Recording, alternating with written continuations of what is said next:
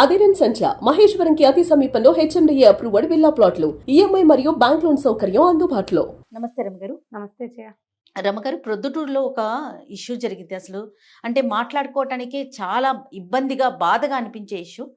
కన్న తల్లినే బీటెక్ చదివిన కుర్రోడు అమానుషంగా కూరగాయలు కోసే కత్తితో హతమార్చాడండి. అంటే వినటానికి ఈ వార్త నిజమా కాదా ఒకటికి 2 సార్లు చెక్ చేసుకున్నాను నేనైతే. ఇది నిజమేనా, ఇది నిజమేనా, లేకపోతే ఏదన్నా గబుక్కున వేరే వార్తని ఇట్లా ఇట్లా కన్వర్ట్ అయ్యిందా, ఏదో జరిగిందని కాస్త లోతులోకి వెళ్తే బీటెక్ చదువుకున్న పిల్లవాడు, వాడు హైదరాబాద్లో ఉద్యోగం చేస్తా ఉన్నాడట. సినిమాల మీద ఏదో ఇంట్రెస్ట్తో తరచూ డబ్బులు అడగటం, వీళ్ళు ఉన్న కొద్దో గొప్ప ఇవ్వటం, తర్వాత ఇవ్వలేకపోవటం. దీంతో ఇంటికి వస్తే ఆల్ ఆఫ్ సడన్ నువ్వు ఇంటికి ఎందుకు వచ్చావు అని ప్రశ్నించిన తల్లిని, ఒక్కడే ఒక్క కొడుకంట రమ్మగారు. అబ్బో, తండ్రి ఇంట్లో ఉండగానే అతన్ని ఒక రూమ్లో పెట్టి బంధించి కూరగాయలు కోసే కత్తితో, ఆవిడ ఉపాధ్యాయురాయలట తల్లి, ఆవిడకి పంచ ప్రాణాలంటే రమ్మగారు కొడుకంటే. ఎవరికి ఉండదమ్మా, ఎవరి పిల్లలంటే వాళ్ళకి అలాగే కదా ఉంటుంది. చూడండి, హతమార్చటం ఏంటంటే అసలు పరిస్థితి. అంటే ఉపాధ్యాయురాయలంటే ఎంత క్రమశిక్షణగా పెంచుంటారు, ఎంతమంది పిల్లల మనస్తత్వాలు ఆవిడకి తెలుసుంటాయి. ఎంత బాధాకరమైన విషయం కదా రమ్మగారు. మానుషం పోయిందమ్మా మనకి. మనుషుల్లో హ్యుమానిటీ అంటే సహజమైన లక్షణం కదా, మనుషులకి ఉండాల్సిన సహజ లక్షణం ఏంటి? మానుషమే. అవును. నొప్పి, బాధ ఇవి తెలిసి ఉండాలి. ఆపేక్ష, ఆప్యాయత, ఇది మనది, ఇది పరాయిది, వీడు మనలాంటి వాడే, ఇలాంటి భావాలన్నీ మనుషులకు సహజమైన భావాలు.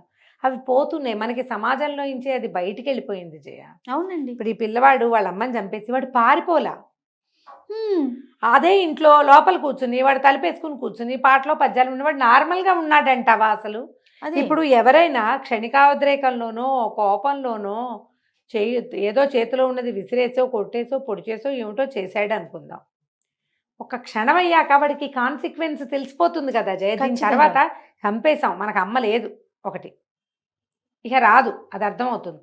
హత్య మనం చేసింది, దీనివల్ల రేపేం రాబోతుంది, ప్రజలేమంటారు, పోలీసులు ఏమంటారు, మనకు శిక్ష పడచ్చు, ఇవన్నీ తెలియనివా? పిల్లవాడు చదువుకున్నవాడు కదా, బీటెక్ పిల్లాడంటే తెలివి తక్కువ పిల్లాడు కాదు, చదువుకున్నాడు.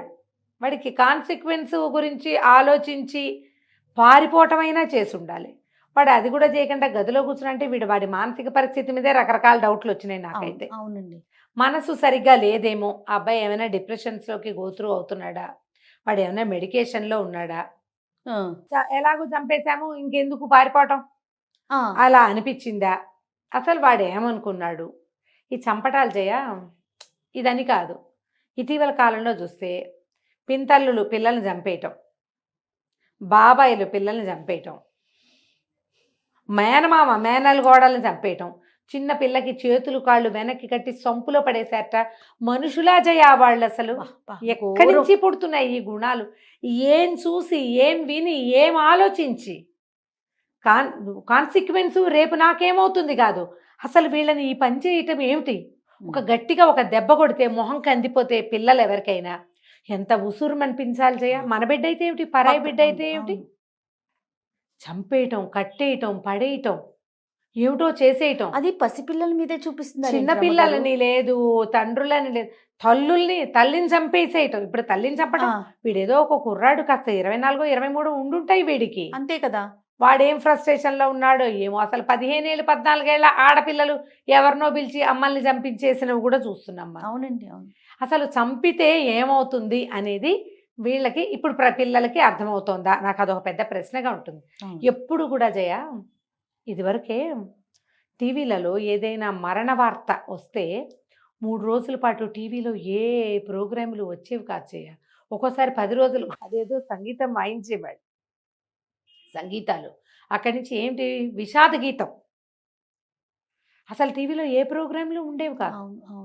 వారి మరణాన్ని మన ప్రజలందరూ ఆ మరణ దుఃఖాన్ని అనిపించేది పరిస్థితి నడిచేది. ఇప్పుడు అట్లా కాదు. మనం సినిమాల్లో చూస్తాం, ఓ కుర్రాడు ఓ ఇంత కత్తేదో పుచ్చుకుంటాడు, వాడు ఎక్కడ పడితే అక్కడ పొడి చేసి చంపేస్తాడు. ఏ సినిమాలో అయినా ఈ చంపేసిన తర్వాత పోలీసులు వచ్చి ఈ పొడి చేసిన వాడిని ఏం చేశారు అనేది మనం ఎక్కడైనా చూస్తున్నామా? అసలు డజన్ల కొద్దీ చంపేస్తారు. వందల కొద్దీ చంపేస్తారు. రకరకాల షేపుల్లో కత్తులు, కటార్లు, ఇంతవి అంతవి రకరకాల సాధనాలు, చిన్న బ్లేడ్తో పేక్కోసేయచ్చని చూపించిన సినిమాలు ఎన్ని సినిమాలు జయ. ఎక్కడ కట్ చేస్తే చచ్చిపోతారో వందల కొద్దీ సినిమాల్లో చూపించారు మనకి. ఎలా తప్పించుకోవాలో కూడా అది చూస్తాం. పొడిచే ఎలా సులువుగా నోట్లో నుంచి తీసి బ్లేడ్, ఆ నోట్లో బ్లేడ్ అంటే వాళ్ళ అమ్మ కడుపు కాలాల్సింది చూస్తే నాకు. అవునండి. నోట్లో బ్లేడ్ పెట్టుకుని తీసి చంపటం ఏమిటమ్మా నీ మీ యావనాలు వీళ్ళ దర్శకత్వ ప్రతిభల్ని ఏం చేయాలో అర్థం కాదు. మీరు ఎవరెవరికి నేర్పిస్తున్నారు ఈ సినిమా వీళ్ళు చూడకూడదు అని ఉందా ఎక్కడైనా? ఇంత బుడ్డాడి దగ్గర నుంచి చూస్తాడు కదా, వాడికి ఒక బ్లేడ్ దొరికితే వాడు ఆ పని చేయడా? నిజంగా అసలు ఆ నోట్లో నుంచి బ్లేడ్ తీసిన సీను అన్ని అట్లానే ఉన్నాయి అన్ని రమ్య గారు. అలాంటివే. అన్ని అట్లానే ఉన్నాయి. అన్ని ఇవే చూసి మొన్న మనం చూసాం కదా, క్రికెట్ బ్యాట్ కోసం పక్కింటి పిల్లని చంపేలి. చంపేయటం ఏమిటమ్మా మరీ విడ్డూరంగా. ఇంత పిల్లని పోని వాడే పెద్ద గడిగట్టిన పెద్దవాడా, మీసమైనా రాని చిన్న పెదవా, పసి పిల్లవాడు, 14-15 ఏళ్ళ వయసా అది? వాడికి అన్నం తినడమైనా సరిగ్గా వచ్చా జయ ఆ వయసుకి? ఇవి ఎలా ఉంటుందంటే మనం ఏది చూసినా మనని ఆ వైపుకి ప్రోవోక్ చేసేది. వీళ్ళ మీద పగ తీర్చుకోవాలంటే వీళ్ళ తాలూకు వాళ్ళని చంపేయాలి అంతే. ఈ చంపేయటం అంటే ఎంత సులువు, ఎంత సహజం, ఎంత సామాన్యం అయిపోయిందంటే మాటల్లో ఇది చెప్పలేదు. మనుషులు చెయ్యకూడనిది అన్న మాట. నువ్వు 2 గంటలు సినిమా తీసి చిట్ట చివరిలో ఇది చేయకండి అని ఒక డిస్క్లైమర్ రాస్తారా మీరు? ఈ లోపలన్నీ వందల వేల హత్యలు, ఎవడెవడిని ఎక్కడెక్కడ కొట్టేయచ్చు, ఏం చేసేయచ్చు, వాడి జీవితాన్ని ఎలా సర్వనాశనం దుంపనాశనం చేసేయచ్చు, అవే కదమ్మా చూస్తున్నాం మనం. అవునండి. అన్నీ అంతే. ఇవి కూడా, ఈ హత్యలు కూడా పగ తీర్చుకోవటం, పగలు తీర్చేసుకుంటూ ఉంటాం. పిల్లల్ని కూడా ఇప్పుడు నేను ఇదివరకటికి ఇప్పటికీ ఒక డిఫరెన్స్ వచ్చింది జయ. ఇది మనం ఏదో డిస్కషన్ లాగా తీసుకెళ్తున్నాం కానీ మనం ఈ కొన్ని రకాల వెబ్సైట్లు, కొన్ని రకాల పేపర్లలో కూడా మా అమ్మ నాన్న నన్ను సరిగ్గా చూడలేదు, మా అమ్మ నన్ను సరిగ్గా పట్టించుకోలేదు, మా నాన్న నాకు సమయం ఇవ్వలేదు, మాకు ఎక్కువ అట్మోస్ట్ కేర్ ఇవ్వలేదు, మమ్మల్ని ఈ విషయంలో హర్ట్ చేస్తారు, మమ్మల్ని జడ్జి చేశారు, మమ్మల్ని అది చేశారు, మమ్మల్ని ఇవే చదువుతూ ఉంటాను జయ. దానికి సమాధానాలు రాస్తుంటారు. ఫేస్బుక్లో కూడా చదువుతామా ఆ కింద నుంచి వాళ్ళతో ఉండొద్దు, వాళ్ళని వదిలేసి వెళ్ళిపోండి, అలాంటి వాళ్ళ మీద పగ తీర్చుకోవాలి, అలాంటి వాళ్ళు. ఈ జడ్జిమెంట్లు డజన్ల కొద్దీ. అక్కడ అది ఎవరికో ఒకరికి ట్రిగర్ అవుతుంది కదా రమ్మగారు. 100% ట్రిగర్ అవుతున్నాము. మనం ఈ పంచుకోవటము, చెప్పటం కూడా ఇదివరకట్లాగా మనం ఎవరిని దేనికి క్షమించట్లేదు జయ. ఎంతసేపు అమావాస్య నాడు అట్టేయలేదు, పున్నన్నాడు పప్పేసి పెట్టలేదు, అంతే. ఇదే పెట్టింది ఏం లేదా? మీ అమ్మ నాన్న మిమ్మల్ని సరిగా చూడలేదు, నువ్వు పుట్టినప్పుడు ఇంత పుట్టలేదు, మీసాలతోటి పుట్టలా నువ్వు.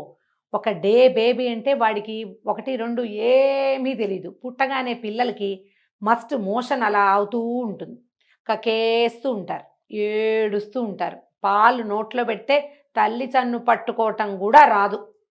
గారు రక్తపు మడుగులో నుంచే కదా బయటకు వస్తారా? ఇక వాడికి నేర్పించి 4, 5, 6 ఏళ్ళు వచ్చాక వాడికి కొంచెం ఊహ వస్తుంది, ఎన్నో నేర్పుతారు. నీకు 20కి వచ్చాక నీకు సొంత భావావేశాలు బోల్డ్ ఉంటాయి. నీ డే 1 నుంచి నీ 20th ఇయర్ దాకా ఈ నడిపిన క్రమంలో నీ వల్ల వాళ్ళు ఎన్ని చచ్చుంటారు, ఎన్ని రకాల ఇబ్బందులు పడి ఉంటారు, ఎంత మోత అనారోగ్యాలు వస్తే పిల్లలు చంకదిగరు కదా జయ. అవును. కొంచెం జ్వరం వచ్చిందంటే పిల్లాన్ని ఎత్తుకోవాలి, ఎత్తుకునే ఉండాలి, మోస్తూనే. వంట చేసుకునేవాళ్ళు, బజార్ వెళ్ళేవాళ్ళు, ఏ పని చేస్తున్నా వీపీదో చంకలోనో బిడ్డల్ని మోసే తల్లుళ్ళు ఉండరు, ఖచ్చితంగా ఎక్కువ మంది ఉంటారు. అందరి పిల్లలు రాత్రిళ్ళు నిద్రపోరు. రాత్రిపూట నిద్రపోని బేబీని ఎత్తుకోవటం ఎంత కష్టం. అవునండి. ఆ మోతంతా ఈ తల్లులు తండ్రి వీళ్ళు ఏం చెప్పకూడదని పుట్టేసింది ఇప్పుడు సమాజంలో. వాళ్ళు మమ్మల్ని జడ్జి చేయకూడదు, వాళ్ళు మమ్మల్ని ఇదేదే చేయకూడదు, నేను ఒప్పుకుంటా, చేయకూడదు. కానీ పరిస్థితి ఒకటి వస్తూ ఉంటుంది, నిన్ను వాళ్ళు మొయ్యాలి, నీ సెటిల్మెంట్ అయ్యేదాకా నిన్ను వాళ్ళు మోస్తూ ఉండాలి ఫైనాన్షియల్గా. నీ తాలూకు ఎమోషనల్ సపోర్ట్ అంతా వాళ్ళు. అలాంటప్పుడు తల్లిదండ్రుల వల్ల కానీ, సోదరుల వల్ల కానీ, సమాజం వల్ల కానీ మీరు కొంత ఇబ్బందిని ఎదుర్కొంటారు. దీన్ని పబ్లిక్లో షేర్ చేస్తే ప్రతివాడు వాడి అనుభవాల తాలూకు చేదులని మీ మీద పోస్తారు. మీరు ఇది అర్థం చేసుకోవాలి. నేను ఇది తప్పంటల్లా, ఇది చేస్తున్నాం మనం. ప్రతివాడి చేదు నువ్వు మింగాల్సి వస్తే ఇన్ని చేతులు మింగాక నువ్వు మనిషిగా మిగులుతావా? నీ సొంత చేదే నీకు ఎక్కువైపోయింది కదా. నువ్వు ఇతరులలో ఉండేటువంటి అన్ని రకాల వాళ్ళు ఎక్కడెక్కడ వాళ్ళు ఎదుర్కొన్న కష్టం తాలూకు ఎసెన్స్ని కూడా నువ్వు తీసుకుంటే నీకు వచ్చిన ఇబ్బందిని నువ్వు చాలా సింపుల్గా హ్యాండిల్ చేసుకోగలిగే పరిస్థితి ఉంటుంది మామూలుగా. అవును, ఇంతమందివి వింటే ఇన్ని జడ్జిమెంట్లలో నువ్వు దేన్ని పాస్ చేస్తావు? కరెక్ట్. దేన్నని తీసుకుంటావు? వాళ్ళతో నాకు ఇది వీడితో ఇబ్బంది ఉంది, ఫ్రెండ్స్తో షేర్ చేసినా కూడా 5-6గురికి షేర్ చేస్తే 5-6గురికి 5-6 వేరు భావాలు ఉంటాయి. ఏది తీసుకోవాలి?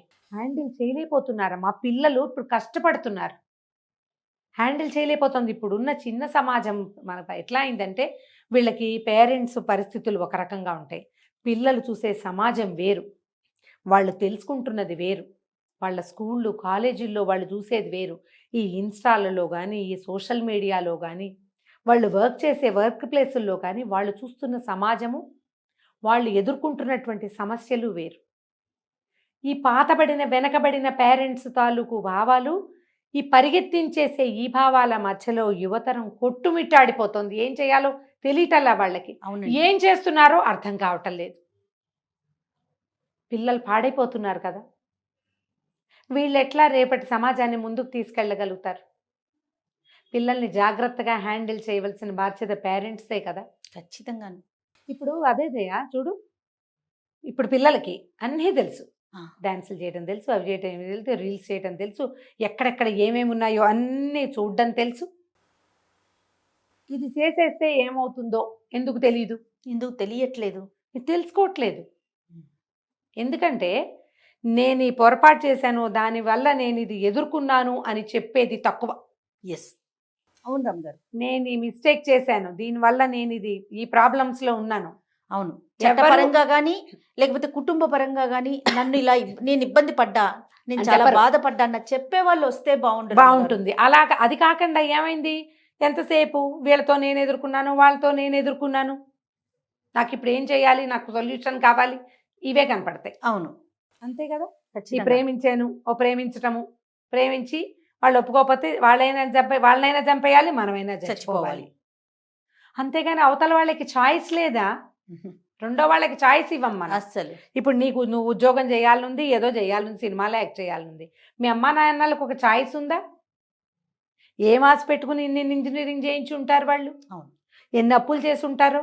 ఈ పిల్లాడు ఏదో ఉద్యోగం మిడికి నెలకు 10,000 25,000 పంపిస్తే అప్పులు. ఉపాధ్యాయురాలంటే ఆవిడ ఏదో ప్రైవేట్ స్కూల్లో టీచర్ అయ్యి ఉంటుంది, గవర్నమెంట్ టీచర్ అని ఏం రాయడం లేదు పేపర్లో, చూసాం కదా న్యూస్లు కొన్ని. ఇప్పుడు వీళ్ళు ప్రైవేట్ ఉద్యోగాలంటే తుమ్మితే ఊడే ముక్కులు కాదా అమ్మా అవి? పిల్లల మీద ఆశ పెట్టుకున్నారు గారు, గవర్నమెంట్ ఉద్యోగమే అనుకుందాం. అయితే మాత్రం సినిమాల్లోకి వెళ్ళాలంటే దానికి వెనకాల ఎంత ఉండాలి, కెపాసిటీ ఉండాలా, చాలా ఉండాలి కదా రమ్మగారు, చాలా ఉండాలి. పైగా వాటికేమో ఈ సినిమాల్లో చేయొచ్చు, ఎంతమంది చేయట్లేదు, కానీ ప్రతివాడు లక్ ఫ్యాక్టర్ ఉండాలి మరి. వాళ్ళు పనిచేయాలి, బ్యాక్గ్రౌండ్ కావాలి, టైం కావాలి, దాంతోపాటు నీతో పాటు నీ పేరెంట్స్ కూడా ఓపిక ఉండాలి, వాళ్ళు కూడా దానికి వెయిట్ చేయగలిగి ఉండాలి. వాళ్ళకి ఏం ప్రెషర్స్ ఉన్నాయో పాపం. ఇప్పుడు చూడు, పిల్లవాడు జైలుకి వెళ్తాడు, లేదా తల్లి హత్యానేరం మీద ఇదిలో వాడు సమస్యలో ఉంటాడు, ఆ తండ్రి ఒకడే అవుతాడు, వాళ్ళకు ఒకడే పిల్లవాడు. చూడండి ఏమిటా వాళ్ళ జీవితం అమ్మా. ఏదైనా చేసే ముందు, ఏం చేసినప్పుడైనా సరే ఆలోచించండి. యువతరానికి ప్రధానంగా ఇది మనం నేర్పించాలి ఖచ్చితంగా. కాన్సిక్వెన్స్ ఆలోచించకుండా ఏ పనులు చెయ్యొద్దు. ప్రతిదానికి చూడు, ఏదో ప్లాన్ చేస్తామా, plan A, plan B, plan C ఉంటాయా? అవును, ఏబిసి ఉన్నాయి కదా. ఏదైనా ఒక పెద్ద పని, భయంకరమైంది, తొందరపాటు పని చేసేటప్పుడు వాట్ ఈజ్ వాట్ అని ఆలోచించుకోవాలి కదా. ఖచ్చితంగా ఆలోచన చేయాలా. వాడు పారిపోకపోవటం ఏమిటనేదే నాకు ఆశ్చర్యంగా ఉంది. ఎందుకు పారిపోలేదు? ఇంకోటైతే పారిపోడా? అవును రమ్మగారు కదా. పిల్లలు ఈ వైపుకి ఎందుకు వెళ్ళిపోతున్నారో సమాజం అంతా ఆలోచించాలి జయ. ఖచ్చితంగా దీన్ని ఎంకరేజ్ చేయకూడదు. ఏదైనా మాట వచ్చినప్పుడు కూర్చుని మాట్లాడుకోవాలి, పదే ఆ తల్లి కూడా వాడిని ఏం కేకలేసిందో, ఎన్ని మాటలు అని ఉంటుందో, తెక్కపుట్టిపోయి చేశాడేమో ఒళ్ళు తెలియని స్థితిలో. అవునో కాదో మనకేం తెలీదు, అయిపోయింది కదా. ఇప్పుడు వాడు అది ఏం చెప్తాడు? సరే ఏమన్నా తిట్టిన ఏమైనా? ప్రాణం తీస్తావా? తీస్తారా? ప్రాణం ఇచ్చిన తల్లినే నువ్వు ప్రాణం తీస్తే పైగా అసలు- పనిమాల ఓ కత్తి తెచ్చి ఆ, చంపి బయటికి తీసుకొచ్చి మరీ పడేసి తండ్రిని గదిలో పెట్టేసి వాటి తెలివితేటలు చూడండి. ఇవి ఎంత మాత్రం ఏమనాలంటే అసలు వినకూడదు మనం. అవును రమ్మగారు. మళ్ళీ మళ్ళీ ఇలాంటి వార్తలు వినకుండా ఉండాలంటే, ఇలాంటివి జరగకుండా ఉండాలంటే ఎవరి వంతు ప్రయత్నం వాళ్ళు చేసుకోవాలి. పిల్లలతో సరిగ్గా మాట్లాడుకోండి. పేరెంట్స్ సరైన మాటలు చెప్పుకోండి. వీళ్ళు నేల విడిచి సాము చేసే విధానంలో ఉంటే వాళ్ళని నేల మొదటి మీద నుంచే, దింపండి. మొదటి రోజు మొదటి నుంచే. రోజు నుంచే. వాళ్ళని నేల మీద ఉంచోబెట్టండి. నువ్వు ఇంద్రుడివి చంద్రుడివి, ఆహా ఓహో నీలాంటి తెలివిగలవాడివి నువ్వే అంటే ఇదిగో ఇలాగా తయారవుతారు.